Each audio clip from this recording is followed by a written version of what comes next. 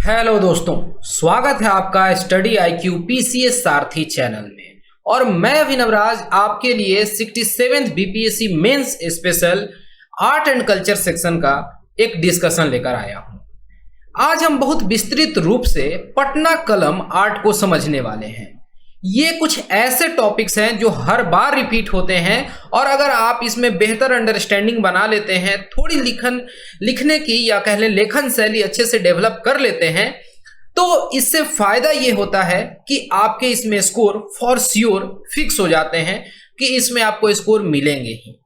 बात यह है कि यहां पर सारे लोग पहले से जान रहे होते हैं कि पटना कलम नहीं तो पाल कला नहीं तो मौर्य कला में से एक क्वेश्चन आना है। अब बात यह है कि सब लोग एक ही तरीके का आंसर जब लिखते हैं तो वहां पर जनरल मार्किंग होने लगते हैं। तो इसलिए आपको कोशिश करनी चाहिए कि अपने आंसर में, चूंकि मटेरियल जो है वो सब लोग करीब करीब वही लिखने वाले हैं, तो आप अपने आंसर को कैसे थोड़ा हट के बता सकते हैं, थोड़ा हल्का क्रिएटिव कैसे हो सकते हैं, थोड़ा वहां पर अच्छे अच्छे तरीके से मतलब कि फ्लो चार्ट्स वगैरह को ड्रॉ कर ले अगर, तो थोड़ा आपका आंसर बाकियों के आंसर से डिफरेंट दिखेगा। और सबसे इंपॉर्टेंट है कि आप किस तरीके से अपने आंसर को प्रस्तुत कर रहे हैं, प्रेजेंट कर रहे हैं, यानी आपने उसका इंट्रोडक्शन किस तरीके से दिया है, उसका बॉडी जो है वो आपने किस तरीके से तैयार किया और कंक्लूजन आपका किस तरीके का रहा है। क्वेश्चन जो है जनरली यही पूछा जाता है कि आप डिस्क्रिप्शन दीजिए पटना कलम के बारे में।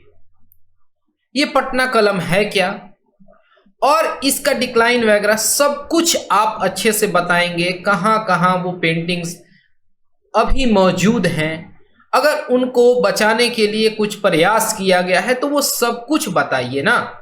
एकदम आपका जो आंसर है वो अपडेटेड लगना चाहिए, ठीक है। ऐसा नहीं कि किसी टॉपर का RTI कॉपी मिल गया हो, वहां से सीधे सीधे उठा के और आप आंसर्स को तैयार कर लें, ये सब सही तरीका नहीं होता है।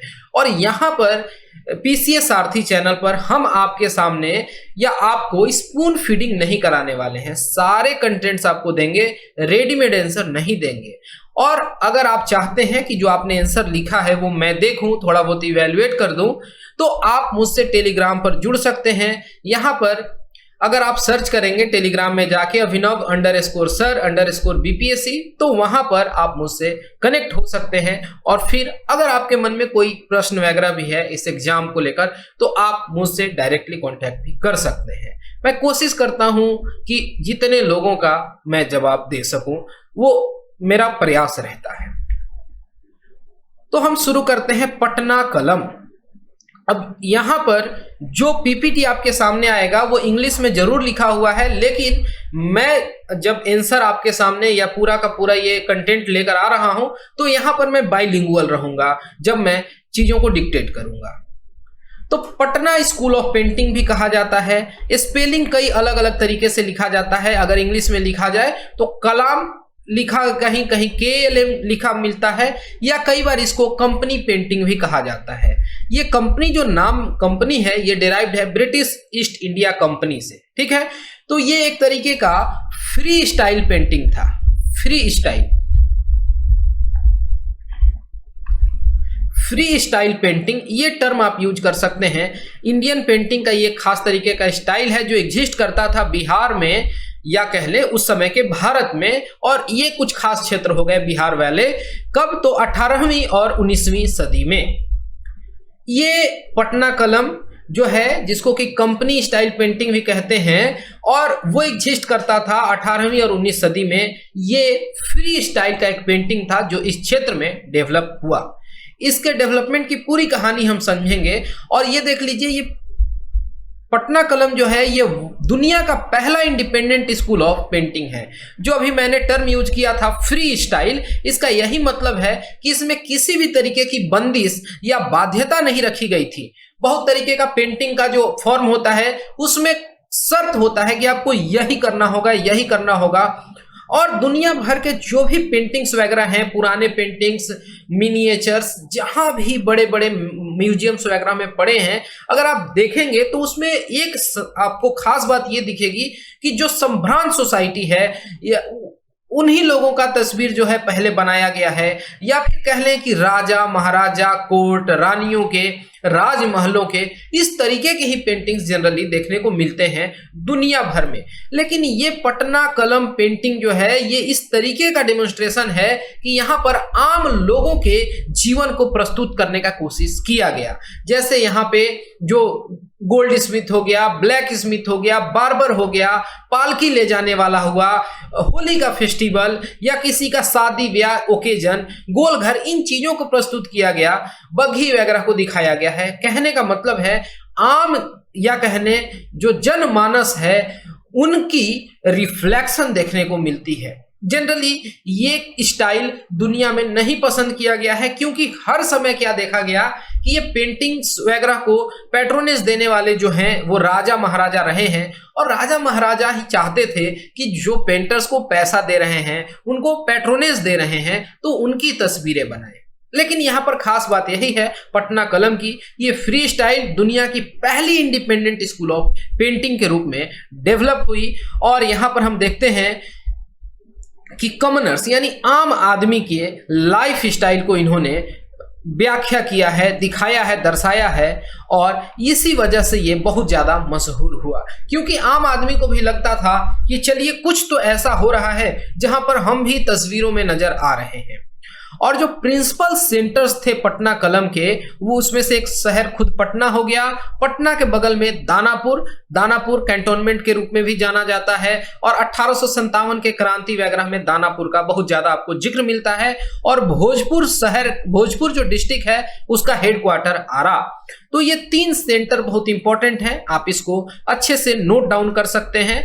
और मेरा आपसे यही राय होगा कि जब आप इस आंसर को तैयार कर रहे हैं तो एक रफ भी बिहार का आप मैप ड्रॉ कर लीजिए, और वहां पर ऐसे डॉट देके इन शहरों को आप दिखा दीजिए एक बार मैप में कि ठीक है यही वो सेंटर्स थे जहां पर कि पटना कलम जो पेंटिंग का स्टाइल है वो डेवलप हुआ है। अब थोड़ा इसके इतिहास को समझते हैं कि ये पेंटर्स आए कहां से थे। तो देखिए मुगल्स वगैरह जो थे वो आर्ट लवर के रूप में जाने गए हैं, भले ही वो पेंटिंग की बात हो या आर्किटेक्चर की बात हो, हर समय मुगल्स का जिक्र आता ही है। और मुगल्स जो थे इंडिया में जब वो उन्होंने अपना ये राजपाट वगैरह देखा है, डील किया है, तो उन्होंने इन्फ्लुएंस किया है social, cultural, political, economical life style को। यहाँ इंडिया में इन लोगों का, भारतीय लोगों का जो कल्चरल, सोशल, इकोनॉमिकल, पॉलिटिकल सब तरीके के लाइफ स्टाइल्स में मुगल्स का इन्फ्लुएंस रहा है। और सबसे अधिक इन्फ्लुएंस हमें आर्ट, आर्किटेक्चर और कल्चर पर दिखता है। जैसे कि जो मुस्लिम काल है उसके पहले के अगर आर्ट आर्किटेक्चर को देखें, जैसे पाल के समय में या गुप्त समय में, तो वो यहाँ का इंडिजिनस मेथड रहा है। और बाद में जब मुस्लिम आक्रमणकारी आते हैं, या फिर बाद में हम देखते हैं दिल्ली सल्तनत, गुलाम वंश, या फिर ये मुगल्स आ जाते हैं, तो इनमें हम देखते हैं कि मुस्लिम आर्ट एंड आर्किटेक्चर का इन्फ्लुएंस है। उसमें पर्शियन इंपैक्ट दिखता है, तर्किश इंपैक्ट दिखता है, अरबिक इंपैक्ट दिखता है। इस तरीके के इंपैक्ट्स हमें देखने को मिलते हैं। तो ये सब कुछ चल रहा था जब हम बात कर रहे हैं अकबर के समय की, उस समय।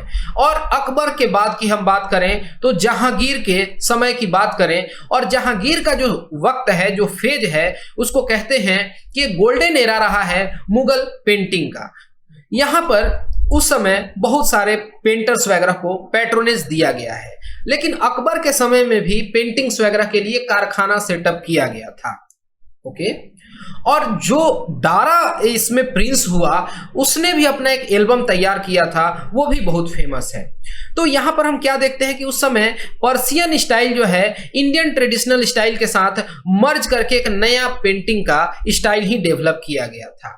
तो बहुत सारे इंडियन स्कूल्स ऑफ पेंटिंग्स जो हैं उसके बाद फ्लरिश हुए। क्योंकि ये जब जहांगीर वगैरह का रेन खत्म होता है, बाद में शाहजहां के बाद हम देखते हैं कि जब औरंगजेब का काल आता है तो वो इस तरीके से आर्ट एंड कल्चर को पैट्रोनेज नहीं देता है, और जो भी पेंटर्स होते हैं वो कहीं कहीं जाकर पलायन कर जाते हैं। और उस समय मान लेते हैं कि कोई पहाड़ी क्षेत्र में चला गया, शिमला का पेंटिंग हो गया, या फिर कुल्लू पेंटिंग, या फिर राजस्थान के क्षेत्र में, या मुर्शिदाबाद में, कहीं जाकर लोग जो क्षेत्रीय राजा थे, जमींदार थे, उनके पास चले जाते हैं पैट्रोनेज के लिए। और वहां पर हम क्या देखते हैं कि इस क्षेत्र में जो पटना स्कूल ऑफ पेंटिंग है, पटना कलम या पेंटिंग, ये उसी का एक ब्रांच है जो कि मुगल रेन में जो लोग पहले जाते हैं मुर्शिदाबाद वेस्ट बंगाल में, और वहां भी जब उनको समस्या आने लगती है, पैट्रोनेज उस तरीके का नहीं मिलता है, तो वो फिर पटना में, दानापुर में और भोजपुर में आ जाते हैं। तो पटना कलम जो है ये ऑफशूट था मुगल पेंटिंग का, जो फ्लोरिश हुआ इन अर्ली 18th सेंचुरी और मिड 20th सेंचुरी तक इसका हमें रोल देखने को मिलता है। अब देखिए यही बात जो मैंने कहा है, बताई आपको कि औरंगजेब के समय में जो हिंदू आर्टिस्ट थे मुगल पेंटिंग्स के, उनको बहुत तरीके का प्रोसिक्यूशन वगैरह झेलना पड़ा, क्योंकि बहुत तरीके के एंटी हिंदू पॉलिसीज वगैरह थे। और इतना ही नहीं, जो चूंकि कहा जाता है कि औरंगजेब जो है वो मुस्लिम रिलीजन का एक बहुत स्टॉन्च फॉलोअर था, तो जो उसमें चीजें मना की गई हैं जैसे कि तस्वीरें वगैरह नहीं होनी चाहिए, तो उन चीजों को भी ध्यान में रखते हुए उसने रोक ही दिया पेंटिंग वगैरह के काम को। और इस तरीके से देखते हैं कि उसको बिल्कुल भी टेस्ट वगैरह नहीं था आर्ट एंड पेंटिंग्स में, तो वहां से लोगों को भगा दिया जाता है। तो जो ये हिंदू पेंटर्स हुए, ये रिफ्यूज लेते हैं पटना में और एक नया स्कूल ऑफ पेंटिंग का यहाँ पर आगाज होता है। लेकिन यहां पर हम देखते हैं कि उसमें हमें एसेंस नजर आता है मुगल पेंटिंग्स का, लेकिन जो मैटर, सब्जेक्ट मैटर है ना, वो बिल्कुल डिफरेंट था। क्यों? क्योंकि जो मुगल पेंटिंग्स वगैरह हैं, जहां पर हम देखते हैं कि वहां पर रॉयल्टी झलकता है, कोर्ट के सीन्स वगैरह नजर आते हैं, तो यहां पर जो पटना कलम में हम देखते हैं कि ये डीपली इन्फ्लुएंस था daily life of common people. जैसे ये देखिए, ये बग्घी खींचता हुआ ये व्यक्ति और ये घोड़ा चैरियोट नजर आ रहा है, ये किसी राजकुमार का, प्रिंस का ये बग्घी नहीं है, ये आम टमटम वाला है। ठीक है, तो इस तरीके के पेंटिंग्स का डेवलपमेंट हो रहा था। जो मेन सब्जेक्ट्स थे पेंटिंग के वो क्या थे, तो ये सब कुछ इंपॉर्टेंट है, आप नोट कर सकते हैं। जैसे कि मार्केट का सीन, बाजार का सीन, लोकल जो छोटे छोटे क्षेत्रीय जमींदार वगैरह हो गए, लोकल जो फेस्टिवल्स थे, या फिर कुछ ऐसे शुभ मुहूर्त वगैरह हैं, सेरेमनीज हैं, जैसे कि शादी, ब्याह, लगन, ये सब कुछ। बाद में या आगे चल के ये जो पटना आर्ट स्कूल है, इसकी स्थापना की गई श्री राधा मोहन जी के द्वारा। तो इनका नाम बहुत इंपॉर्टेंट हो जाता है, और अगर आप इनका नाम लिख के ऐसे हाईलाइट कर देते हैं, तो यही वो कुछ चीजें होती हैं जो आपके आंसर को बाकियों के आंसर से तना अलग कर देती हैं, थोड़ा अलग कर देती हैं। और अभी अगर आपको इन पेंटिंग्स को देखना है तो आप देख सकते हैं पटना म्यूजियम में, और साथ ही साथ पटना के ही खुदा बख्श लाइब्रेरी में। अब थोड़ा डिक्लाइन का बात कर लिया जाए, इस पर विस्तृत हम चर्चा भी करेंगे। तो जब हम देखते हैं मुर्शिदाबाद, जैसा मैंने कहा था कि ये लोग जाते हैं, जो पेंटर्स वगैरह वहां से वो माइग्रेट करके आए रहते हैं, और अगर ये पूरा का पूरा पटना कलम जो है इसका कैसे डिक्लाइन होता है, तो उसमें फोटोग्राफी का या फिर प्रिंटिंग प्रेस का आ जाना बहुत बड़ा रोल प्ले करता है, यानी कि टेक्नोलॉजी की मार खाई है इस पेंटिंग ने।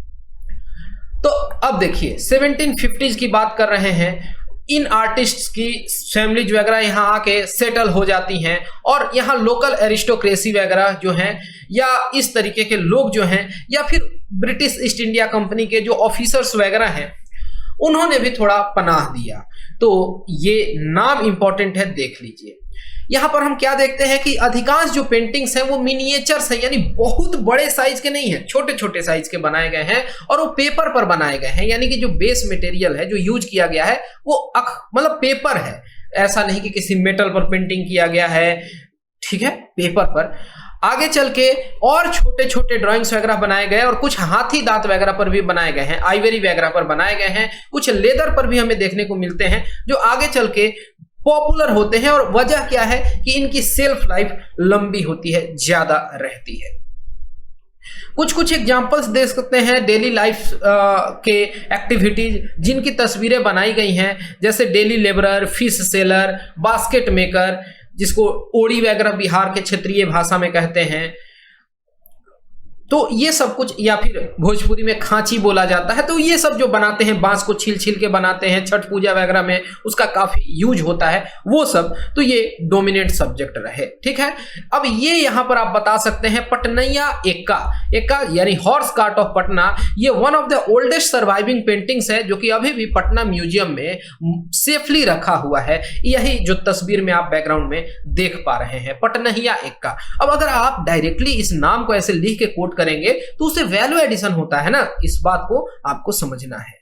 तो जो पटना कलम पेंटिंग्स है, ये ऐसा नहीं है कि केवल पटना के म्यूजियम में और खुदा बख्श लाइब्रेरी में है, बल्कि दुनिया में और भी कई जगहों पर देखने को मिलते हैं, जैसे ब्रिटिश म्यूजियम्स वगैरह में नजर आते हैं। प्राइवेट बायर्स ने भी खरीदा है कुछ कुछ इन्हें, और अभी उनके पास है। जो आर्ट के शौकीन लोग हैं, इंथुजियास्ट हैं, वो इसकी झलक ले सकते हैं पटना म्यूजियम में, आर्ट कॉलेज में, या फिर क्राफ्ट पटना में, या खुदा बख्श ओरिएंटल पब्लिक लाइब्रेरी। तो ये कुछ लोकेशंस हैं जिनका जिक्र है। अब यहाँ पर कुछ फेमस पेंटर्स के मैंने नाम आपको रख दिए हैं कि अगर आप इन्हें कोट करिएगा अपने आंसर में, तो इससे क्या होगा कि आपका आंसर थोड़ा बेहतर दिखेगा। जैसे इसमें आप नाम ले सकते हैं सेवक राम का, हुलास लाल का, जयराम दास, फकीर चंद, इसी तरीके से झुमक लाल, नित्यानंद लाल, तुन्नी लाल, शिवलाल, महादेव लाल, श्याम बिहारी लाल, ये सब लोग हैं। ठीक है, इसी तरीके से अब यहां पर एक इंपॉर्टेंट बात यह है कि निसार मेहदी ये पॉपुलर थे पोर्ट्रेट्स और लैंडस्केप्स के लिए, जबकि जो हुलास लाल हैं इन्होंने नेचुरलिस्टिक्स फिगर्स का यूज किया है और मटेरियल्स जो है ना ऑर्गेनिक रिदम के इन्होंने प्रयोग में लाया है। तो कुछ कुछ नाम तो आप कभी बोल सकते हैं, जैसे कि सेवक राम, हुलास लाल, तुन्नी लाल, शिवलाल, जयराम दास, फकीर चंद, ये सब आप यूज कर सकते हैं नाम। ठीक, अब यहां पर अब कैरेक्टरिस्टिक्स बहुत कुछ आप जान चुके हैं, लेकिन मेरा बार बार बोलने का यही मकसद है कि ये रिपीट होते होते आपको एक बार को याद हो जाए।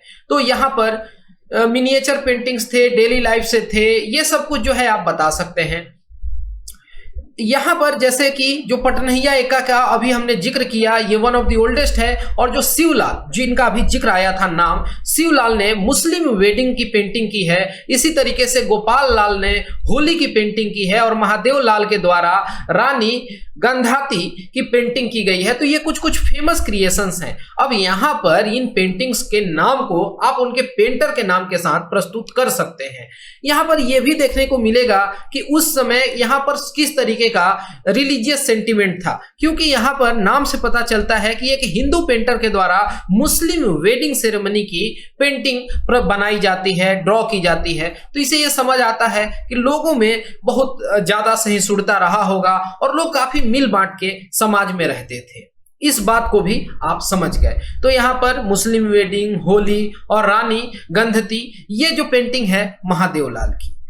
और आप क्या कह सकते हैं कि जो इस पेंटिंग में कलर वगैरह यूज किए गए, वो सारे के सारे कलर्स जो हैं वो एक्सट्रैक्ट किए जाते थे नेचर से, प्लांट से, प्लांट या कह लें पेड़ों के छिलकों से, फूलों से, या फिर कुछ मेटल्स वगैरह को, जैसे एल्युमिनियम को क्रश कर दिए, थोड़ा सा गोल्ड का पाउडर बना लिए, सिल्वर का पाउडर बना लिए, इस तरीके से। अगर पीला कलर चाहिए तो गाय को हल्दी वगैरह खिला दिया गया, उसके यूरिन को कलेक्ट करके और इवोपरेट करा के जो थिक मटेरियल कलेक्ट किया गया उससे पेंटिंग किया जाता था।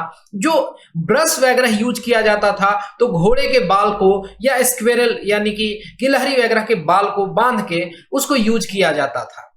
पेंटिंग्स वगैरह जो है वो अलग अलग टाइमिंग पर की जाती थी, जैसे मॉर्निंग आवर में कर ली गई, फिर उसको धूप में रख दिया गया ताकि वो अच्छे से सूख जाए। बरसात वगैरह में जनरली अवॉइड किया जाता था ये सब कुछ।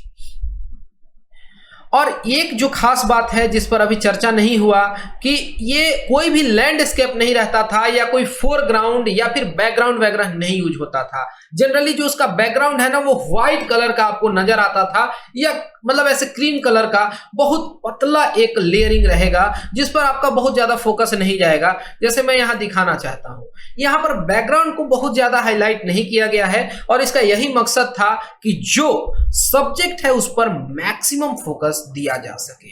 ओके।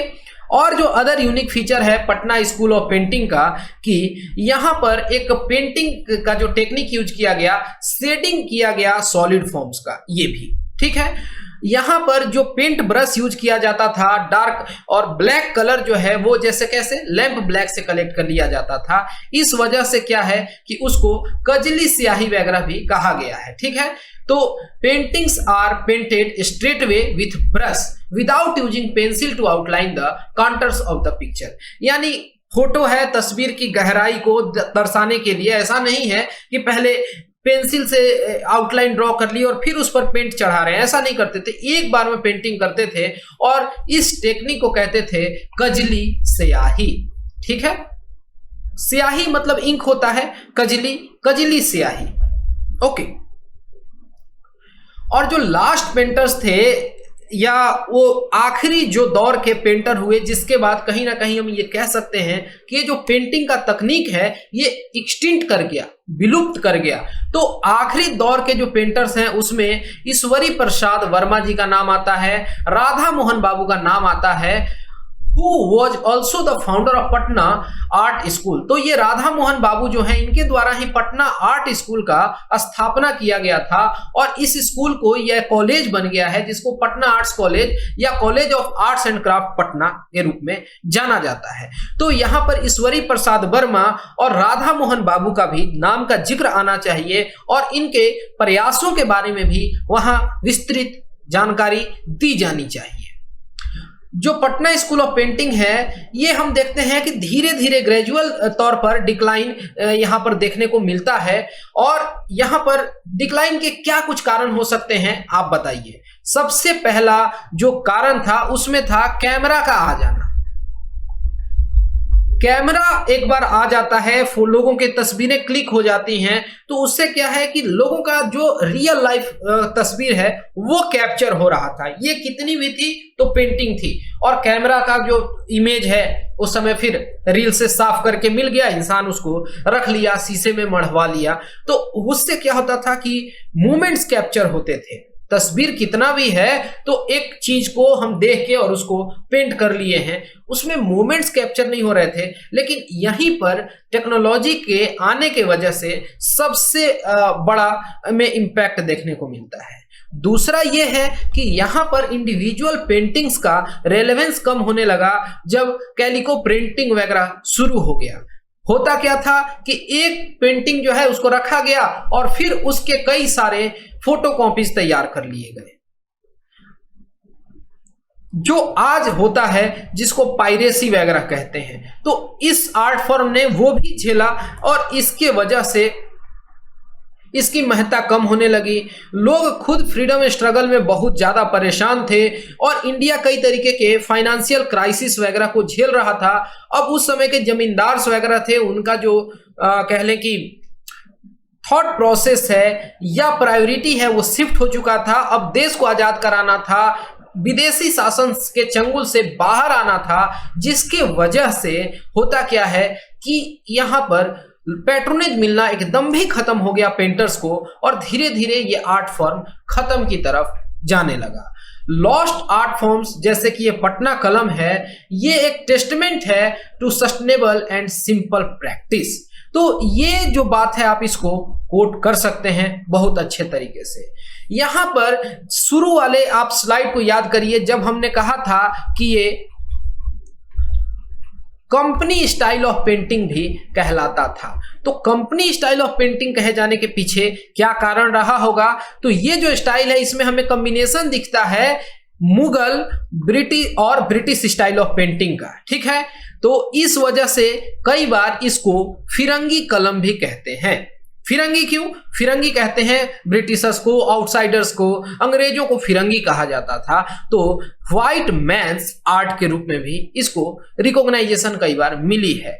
लेकिन कहने का मतलब है कि बनाने वाले इंडियन थे, पेंट करने वाले इंडियन हैं, सब्जेक्ट इंडियन था, तो कहेगा फिरंगी। और जहां की कुछ अच्छी बातें हैं अगर हम उसको कैप्चर कर लेते हैं और बाजार पेंटिंग वगैरह डेवलप कर लिए तो इसमें बुराई क्या है, ठीक है। लेकिन हम देखते हैं कि यहीं के लोगों का जो नेग्लिजेंस था, इसके प्रति जो उदासीनता हुई, ये देखते हैं। और जो स्टेट गवर्नमेंट्स थी उनकी भी उदासीनता थी। तो इस तरीके से हम कहते हैं कि ये कुछ कुछ विदेश के गैलरीज में, म्यूजियम्स में बस रह गया। ये इस पर जो अनुसंधान वगैरह होना चाहिए था, जिस तरीके का अब इसका डेवलपमेंट होना चाहिए था, वो नहीं हुआ। अपने चरमोत्कर्ष पर ये जरूर पहुंचा था, लेकिन बहुत तेजी से यहां पर धाराशायी हो जाता है पटना कलम। इस बात को आप अच्छे से कोट कर सकते हैं।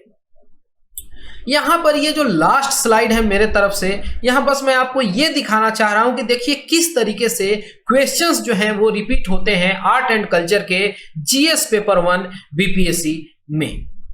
जैसे कि यहां पर ये पहला सवाल देखिए, कहा गया है bring out the salient features of Patna कलम पेंटिंग्स। ये एक सवाल हो गया।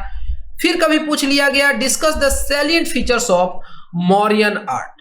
फिर कभी पूछ लिया गया discuss the salient features of Patna Kalam painting style. ये 1 और 3 करीब करीब सेम क्वेश्चन है, इसमें बहुत ज्यादा आपको डिफरेंस नहीं समझ आएगा। अगला सवाल है कि एनालाइज करना है जो भी सैलिएंट फीचर्स हैं मौर्यन आर्ट और आर्किटेक्चर के, जैसा कि एक बार प्रीवियसली यहां पर पूछा जा चुका है। फिर कभी सवाल आया describe the salient features of Pal architecture and sculpture. तो यहां पर पटना कलम, मौर्य और पाल तीनों का सारा क्वेश्चन जो है आपको दिखेगा। Discuss the chief characteristics of Patna Kalam painting, ये भी इसी तरीके का सवाल हुआ। Critically examine the chief characteristics of Mauryan art. Critically examine the salient features of Pala art. Identify the main features of Mauryan art as found from Bihar. तो यहां पर थोड़ा बिहार का जिक्र आ गया।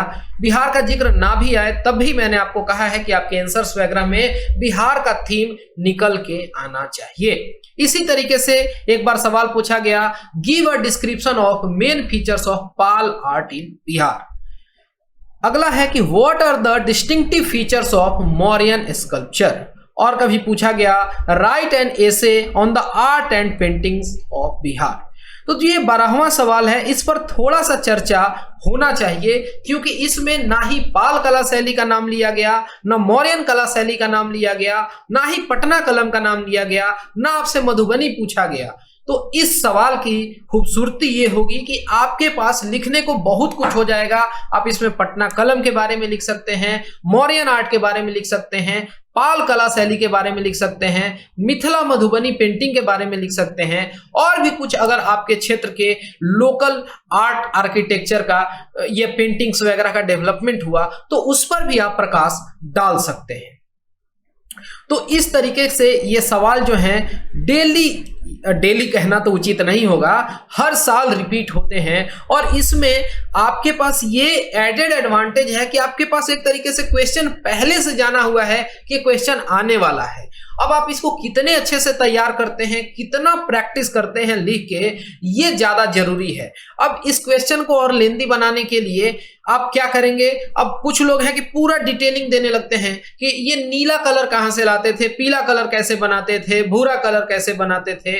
तो इसमें क्या है कि आप कंटेंट्स को सही ढंग से प्रस्तुत नहीं कर रहे हैं। ऐसा ना हो कि आप जो डिलीवर कर रहे हैं वो बल्क हो जाए, उसका रेलेवेंस उतना नहीं रह जाता है जो होना चाहिए। इस वीडियो को कंक्लूड करने से पहले मैं आपके साथ एक न्यूज़पेपर का हिस्सा साझा करता हूं, जहां पर इस तरीके से पब्लिश किया गया था कि राजधानी की तस्दीक कराती पटना कलम। और यहां पर पूरा पटना कलम के बारे में विवरण दिया गया था कि किस तरीके से उन सारी बातों को मैंने आपके सामने रख भी दिया है। जैसे कि 1760 से आज भी जीवित है ये कला। अंतिम दौर में पटना में आई थी शैली, आकर्षित करती थी चित्र की स्पष्टता। पटना के कई क्षेत्र बने थे केंद्र, कागज पर दिखती है शैली की कलाकारी।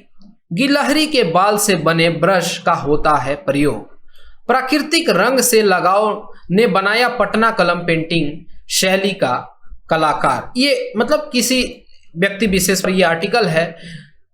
और जलान संग्रहालय में 10,000 कलाकृतियां हैं। शैली के कलाकार रह चुके हैं अब ये कुछ कट वट गया है, जो भी मैं आपके सामने प्रस्तुत कर रहा हूं, मेरा कहने का ये मतलब है कि यहां पर हिंदी मीडियम के लोग भी इससे लाभान्वित हो सकते हैं। और जितना मैं आपके सामने इंफॉर्मेशन डिलीवर कर चुका हूं, ये मोर देन इनफ है एक बेहतर आंसर को तैयार करने के लिए। फिर हम आगे मिलेंगे और वहां पर मैं एक अगले क्वेश्चन के साथ आपसे जुड़ूंगा। वहां पर हम मिलके कुछ नया डिस्कशन करेंगे। अभी डिस्कस करने के लिए हमारे पास पाल कला है, मौर्य कला है, ऐसे कर करके जो स्टैटिक सेक्शन की चीजें हैं वो आपके साथ साझा कर ली जाएंगी। मैं उम्मीद करता हूं कि इस वीडियो से आपको जरूर लाभ होगा। और आपको ये मेरा कैसा लग रहा है पहल, ये भी जरूर कमेंट सेक्शन में बताइए। और आप किस तरीके का वैल्यू एडिशन चाहते हैं वो भी आप बताइए, तभी तो हम उसमें कुछ चेंजेस कर सकते हैं जैसा आपको चाहिए होगा। आपके अकॉर्डिंग आप अपने सलाह जरूर दीजिए। और आप मुझसे टेलीग्राम पर जुड़ सकते हैं और वहां मैं रेगुलर बेसिस पर चीजों को अपडेट करते रहता हूं। तो फिलहाल इस वीडियो में इतना ही। Thanks for watching and all the best for your upcoming exams.